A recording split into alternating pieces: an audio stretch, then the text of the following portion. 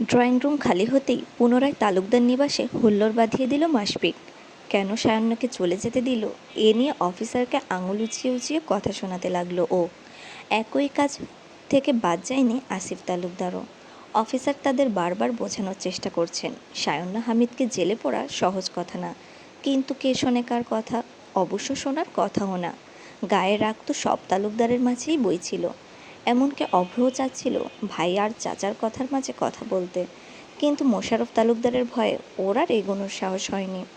সোফায় বসে কয়েক মিনিট অশ্রু বিসর্জন দেবার পর মাথা তুলল সাজ। বাবাকে কপাল চেপে ধরে পাশের সোফায় বসে থাকতে দেখল ও। গাল মুছে নাক টেনে সাজ নিজেকে ধাতস্থ করলো। অতপর মাথায় ঘোমটা ফেলে দিয়ে সোফা থেকে উঠে দাঁড়ালো। বোনকে দাঁড়াতে দেখে মাশফিক থেমে যায়। সাজ মৃদু পায়ে বাবার কাছে এগিয়ে তার পাশে বসে গেল। চোখ না খুলেও পাশে কে বসেছে তা অনুধাবন হলো মোশাররফ তালুকদারের। আস্তে ধীরে মেয়ের দিকে তাকালেন তিনি। সাজের গাল দুধে আলতার মতো লালচে, ঘন মোটা বাঁকানো পাপড়ির ভেজা চোখও লাল। কান্নার রেশ ওর চেহারায় স্পষ্ট। এমন পরিস্থিতিতেও ঠোঁটে হাসি ফুটালো সাজ। এক হাত বাবার হাতের ওপর রেখে আর এক হাতের ইশারায় বোঝালো, থ্যাংক ইউ। বরাবরের মতো আজও মেয়ের ভাষা বুঝতে সময় লাগে না মোশাররফ তালুকদারের। তার বুকে হাহাকার বয়, আর মুখে জড়তা সমেত কথা ফোটে। কেন? যে পরিবার বাইরের একটা মানুষের কথায় কোনো কিছু না ভেবে আমার দিকে আঙুল তোলে, সে পরিবারের সাথে সম্বন্ধ ভেঙে দেওয়ার জন্য, আমার সম্মান বাঁচানোর জন্য। মোশাররফ তালুকদার এক হাতে মেয়েকে জড়িয়ে ধরলেন, তারপর সাজের চুলে হাত বুলাতে বুলাতে মাশফিকের দিকে তাকালেন। বাবার বুকে মাথা ঠেকিয়ে সাজ ভাইকে দেখল। এতক্ষণে গলার জোর, গায়ের জোর সবই ছিল এই ছেলেটার, কিন্তু এই মুহূর্তে যেন সব ছেড়ে দিয়েছে সে।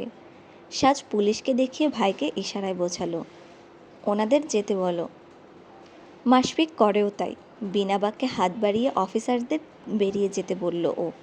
মিসেস মোশাররফ আঁচলে চোখ মুছে কেবল চেয়ে চেয়ে দেখলেন মেয়েকে। দুই ছেলেকে বড় করতে গিয়ে বা বড় করার পর আজ অবধি একবারের জন্য তার মনে হয়নি তার সন্তানেরা বোঝদার। মাশফিক, অভ্র কেউই তাকে এটা অনুধাবন করাতে পারেনি যে ওরা পরিস্থিতি মেনে নিতে পারে, সামলে চলতে পারে। উল্টো দুজনেই হয়েছে পরিস্থিতি আরও নষ্ট করার দলে, সব পরিস্থিতিতে নিজেরাও বিগড়ে যাওয়ার দলে।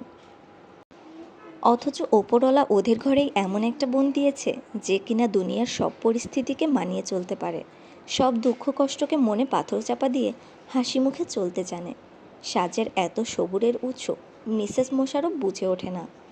বলার শক্তি দেয়নি বলে ওপরওয়ালা তাকে মেনে নেবার এই ভয়ঙ্কর শক্তি দিয়েছে কিনা কে জানে।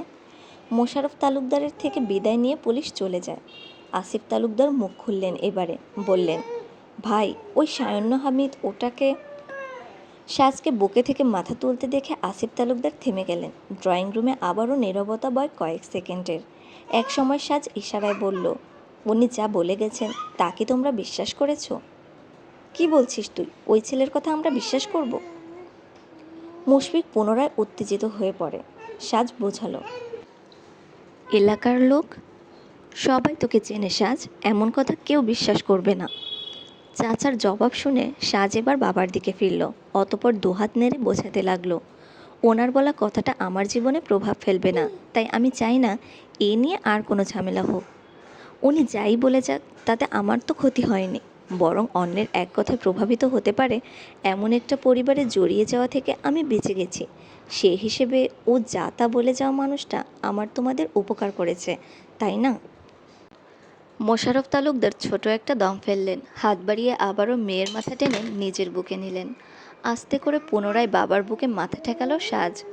অতি কষ্টে মুখ বন্ধ করে রাখা অভ্র বড় বোনের হাসিটা দেখল। ওর বুঝে আসলো না ওর আপু আসলে কিসের তৈরি। যার আগমনে কিছুক্ষণ আগে তার অশ্রুর বাঁধ ভেঙেছিল, সে মানুষটার প্রতি এক চুলো রাগ নেই, ক্ষোভ নেই তার। সাজের মনোভাব হাসিটাতেই স্পষ্ট। জীবনকে সহজ করার উপায় একটাই, কারো ওপরে ক্ষোভ না রাখা, অভিযোগ না পোষা। তাই হয়তো ঘূর্ণিঝড়ের মতো এসে সব তছনছ করে দিয়ে যাওয়া সায়ন্য হামিদের বিরুদ্ধেও ওর কোনো ক্ষোভ নেই, কোনো অভিযোগ নেই। কিন্তু সব সময়ের মতো আজও মাশফিক সাজের উল্টোটাই। ওর মাঝে রাগ, ক্ষোভ দুটোই ছিল। আর এ দুটোর দায়েই ও বুঝে উঠল না ভুলটা ঠিক কোথায় হলো, দোষটা ঠিক কার। ওর নিজের জন্যই কি আজ এসব ঘটল? ওরই বা কী দোষ? ও কি জানতো সায়ন্য হামিদ কেমন, কেমন তার স্বভাব কর্মকাণ্ড? ও কি জানতো জেদের বশে সে কত দূর যেতে পারে? ও কি জানতো আগের দিনের ঘটনাটার রেশ সে এই অবধি গড়াবে? সরোয়ার হামিদের পরিবার এ এলাকায় এসেছে 1 সপ্তাহ আগে, তবে সায়ন্য এসেছে গতকাল। বন্ধুর বিয়ে উপলক্ষে গ্রামে ছিল কয়েকদিন। জার্নি শেষে নতুন বাসায় ফিরে সারাটা দিন বিছানায় পড়ে পড়ে ঘুমিয়েছিল ও। একেবারে সন্ধ্যাবেলা বেরিয়েছিল হাঁটাহাঁটির জন্য। কিছুক্ষণ ঘোরাঘুরির পর সায়ন্য এক মোড়ের দোকানে দাঁড়িয়ে সিগারেট ধরায়। ঠিক সেই সময়ে ফোন বাজে ওর। কথা বলতে বলতে সায়ন্যর খেয়ালই হয়নি কখন ও দোকানে দাঁড় করানো বাইকে হেলান দিয়ে দাঁড়িয়েছে। ফোনের দুনিয়া থেকে ও বের হয় তখন, যখন ওর কানে আসে বাইরের দুনিয়ার এক কর্কশ পুরুষালী স্বর, বাইকটা আমার। সায়ন্য সামনে তাকায়। ছাই রঙা টি শার্ট পরিহিত মাশফিককে দেখে সোজা হয়ে দাঁড়িয়ে যায়, তবে তখনও ওর কান থেকে ফোন নামায়নি। পাশের রাস্তা দিয়ে তখন পাড়ার মুরব্বীরা মাগরিবের নামাজ শেষ করে যাচ্ছিল। মাশফিক সেদিকে চেয়ে ডাক লাগালো, হোসেন কাকা। ডাক শুনে টুপি পাঞ্জাবি পরা এক ষাটোর্ধ্ব বয়সের লোক তার আশেপাশের আরও 3জনকে নিয়ে এগোলেন। সায়ন্য বুঝে উঠল না এখানে ঠিক কী হচ্ছে বা হতে চলেছে। ব্যাস অবুঝের মতো চেয়ে রইল মানুষগুলোর দিকে। মাশফিক এগোলো, হাত বাড়িয়ে সায়নের পেছনে থাকা বাইকের সিট দেখিয়ে মুরব্বীদের বলল, দেখুন বাইকটার অবস্থা। নির্বোধের মতো ঘাড় ঘুরিয়ে পেছনে তাকালো সায়ন্য। সিগারেটের ডগার আগুনে পুড়ে ফুটো হয়ে যাওয়া সিটটা দেখে কান থেকে আপনা আপনি হাত নেমে গেল ওর। কলকাটার কথাও আর মনে থাকলো না। সায়ন্য হাতে নিভে যাওয়া ছোট্ট সিগারেটটা দেখল, আর মুরব্বীরা পোড়া সিটটা দেখে নিজেদের মুখ চাওয়াচাই করলো। তারপর একজন সায়ন্যকে ধমকে বলে উঠল, এলাকায় তোমাকে আগে তো দেখছি বলে মনে হচ্ছে না, নাম কি তোমার? সায়ন্য অপ্রস্তুত হয়, প্রায় শেষ হওয়া সিগারেটটা ফেলে দিয়ে কিছুটা আড়ষ্ট আওয়াজে জবাব দেয়, সায়ন্য, সায়ন্য হামিদ। বাবার নাম? সরোয়ার সে যাই হোক, মাগরিবের রক্ত চলে। 2টা মিনিট সামনে হাঁটলেই মসজিদ, সেখানে গিয়ে নামাজ না পড়ে তুমি এই দোকানে দাঁড়িয়ে সিগারেট খাচ্ছ আর আরেকজনের বাইকের সিট পোড়াচ্ছ। পারিবারিক শিক্ষা বলে কি কিছুই নেই? সায়ন্য কিংকর্তব্য বিমূঢ়। 26 বছরের বড়সড় জীবনে বহু কিছুর অভিজ্ঞতা আছে ওর। থাকার মধ্যে কেবল ছিল না ব্যাচ এই মুরব্বীদের মুখোমুখি হওয়ার অভিজ্ঞতা, সেটাও আবার প্রতিদ্বন্দ্বী হিসেবে। যদিও বাবাকে সবসময় সামাল দিতে হয়, কিন্তু তাকে তো ওর কোনো অংশে মুরব্বী বলে মনেই হয় না। মনে মনে ভাবনা ভাবার পরপর এই বাবা ব্যাপারটাতেই আটকালো সায়ন্য। হুট করেই ওর চোখ পড়ল সামনে থেকে ওর বাবা আরেকজন মাঝবয়সী লোকের সাথে ওদের দিকেই এগোচ্ছে। বোঝাই যাচ্ছে তারাও সবে নামাজ পড়েই বেরিয়েছে। আকস্মিকতার পরিস্থিতি আর করণীয় কোনোটাই সায়ন্যর মাথায় ঢুকল না। মুরব্বীদের একজন পুনরায় বলতে শুরু করলেন, এখনকার ছেলেগুলো এতই যে বেয়াদব হয়েছে না, পাড়ার এই তোমাদের মতো ছেলেপেলের জন্য আমরা নিজেদের ছেলেদেরও মানুষ করতে পারি না। তোমাদের মা বাবা তোমাদের শিক্ষা দিতে পারেনি, তার ফলটা ভোগ করতে হয় আমরা যারা ছেলেপেলেকে ভালোভাবে মানুষ করতে চাই তাদের।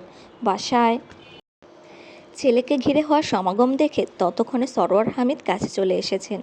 মুরব্বির কথা পুরোটাই কানে গেল তার। লোক বলে চলেছে দেখে সায়ন্য চোখ বন্ধ করে ঘাড় কিছুটা বাদিকে ঘোরালো। দুদণ্ড দাঁড়াতে ঘটনার সবটা টের পেলেন সরোয়ার হামিদ। এমনিতেও ছেলের কাজকর্মের ধরন সম্পর্কে অবগত তিনি। মুরব্বির বলা শেষ হলে তিনি বেশ বিনীত কণ্ঠে বললেন, হোসেন ভাই, ও আমার ছেলে, বেখেয়ালে ভুল করে ফেলেছে, এবারের মতো ক্ষমা করে দিন। ভবিষ্যতে আর কখনো এ জাতীয় কিছু হবে না, আমি বলছি আপনাদের। সায়ন্য চোখ খুলল, তবে বাবার দিকে তাকালো না। 1 সপ্তাহে এলাকায় আসা এসিপি সরোয়ার হামিদকে এলাকার লোক চিনবে না, এটা হওয়ার কথা না। সায়ন্য বুঝছে না লোকজন অবাক হয়ে থেমেছে নাকি ভয়ে।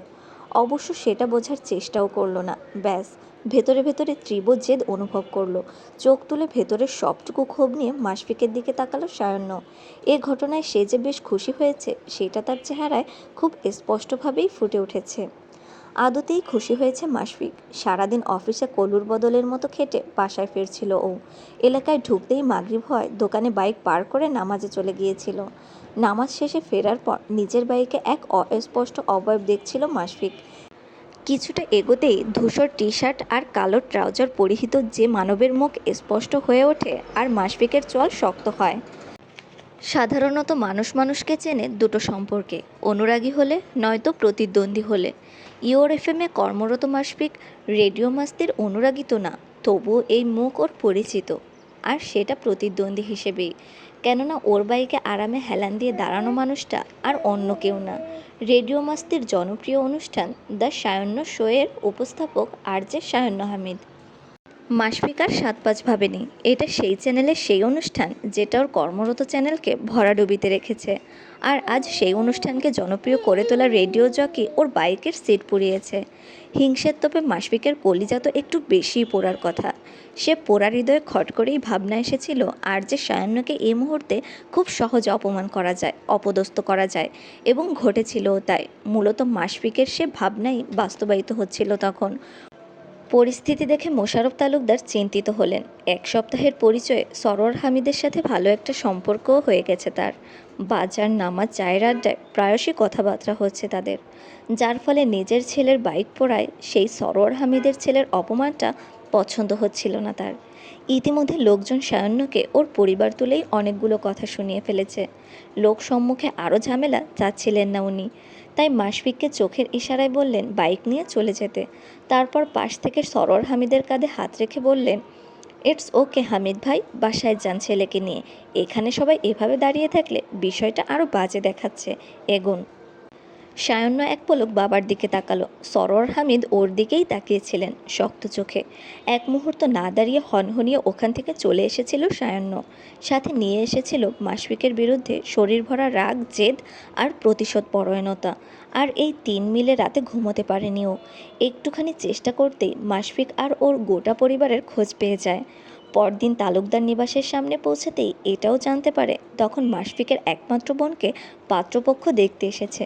জনসম্মুখে হওয়া অপমানকে ফেরত দেওয়ার জন্য সায়ন্যর জন্য এর চেয়ে বড় সুযোগ আর কি হতো।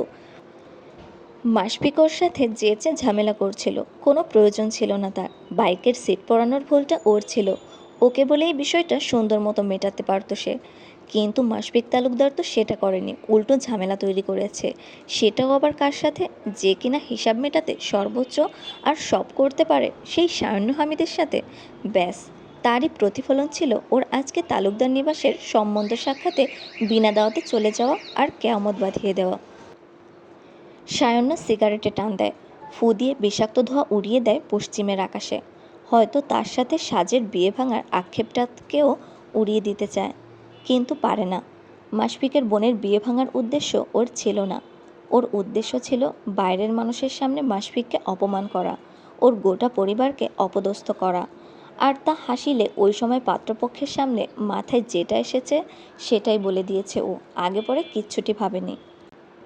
এমনিতেও ভেবেচিন্তে কিছু করাটা সায়ন্যকে শোভা দেয় না, এমনকি করার পরে ভাবার ছেলেও ও না। কিন্তু আজও ভাবছে। তালুকদার নিবাস থেকে বেরিয়ে আসার সময় থেকেই প্রতি সেকেন্ডে সেকেন্ডে ও নিজের করা কাজ নিয়ে ভাবছে। মেয়েটা বোবা, হয়তো বিয়েটা ওর জন্য জরুরি ছিল, অথচ অপবাদ দিয়ে ও সে মেয়ের বিয়ে ভেঙে দিয়ে এসেছে। সায়ন্য পুনরায় সিগারেট পুনরায় মুখে পুরল। রুমে বিছানার উপর থাকা ফোনটা জ্বলছে, কিন্তু সে সাইলেন্ট ফোনের ভাইব্রেশন বেলকুনিতে পৌঁছালো না। স্যান্ডো গেঞ্জি পরিহিত মানবের ডান হাতে সিগারেট ফুরিয়ে আসছে। বাঁ হাত ট্রাউজারের পকেটে গুজে সে দাঁড়িয়ে রইল চুপচাপ, চেয়ে রইল রক্তিম আকাশে। তার শহরে সাজ নেমেছে,